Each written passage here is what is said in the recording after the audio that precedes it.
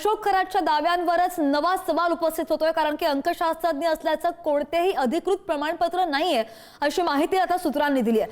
अद्याप एकही प्रमाणपत्र सापडलेलं नाहीये। अंकशास्त्रज्ञ असल्याचं भासवत लोकांचा विश्वास संपादन केला गेला।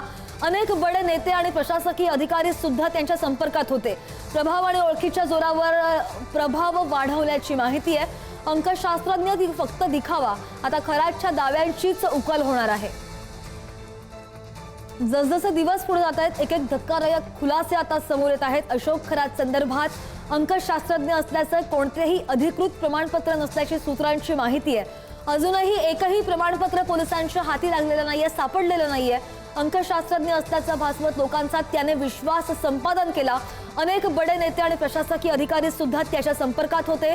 प्रभाव आणि ओळखीच्या जोरावर त्याने प्रभाव वाढवल्याची माहिती आहे। अंकशास्त्रज्ञ खरोखर होता की हा फक्त दिखावा आहे आणि आता खरातच्या दाव्यांचीच उकल होणार आहे। या संदर्भात आणखी जाणून घेणार आमचे प्रतिनिधी किरण ताजने आपल्या सोबत आहेत। किरण, कशा पद्धतीने आता तपास सुरू आहे, कारण की जसजसा दिवस पुढे जातोय तसतसे एक एक मोठमोठे खुलासे समोरच येत आहेत।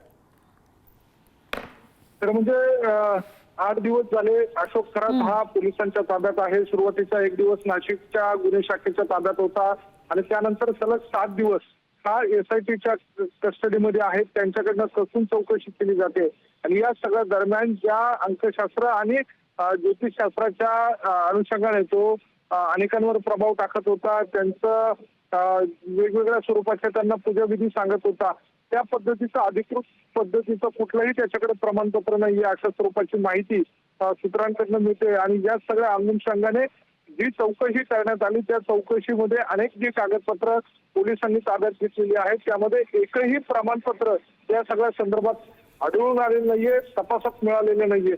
त्यामुळे ओळखीच्या जोरावर त्यानं प्रभाव वाढवला। प्रभाव वाढत असताना अंकशास्त्र होतं की नव्हतं याबाबतचा एका बाजूला तपास सुरू असताना त्याचा फक्त दिखावाच होता, हे आता एकूणच या सगळ्या निमित्तानं समोर येत आहे। किरण, अपडेट घेत राहू ताजे, धन्यवाद दिलेल्या सविस्तर माहितीसाठी। बातमी आहे नाशिकमधून। अशोक खरात अंकशास्त्रज्ञ असल्याच्या दाव्यावरच आता सवाल उपस्थित होतात, कारण की अंकशास्त्रज्ञ असल्याचं कोणतंही अधिकृत प्रमाणपत्र मिळालं नसल्याची सूत्रांनी माहिती दिलेली आहे।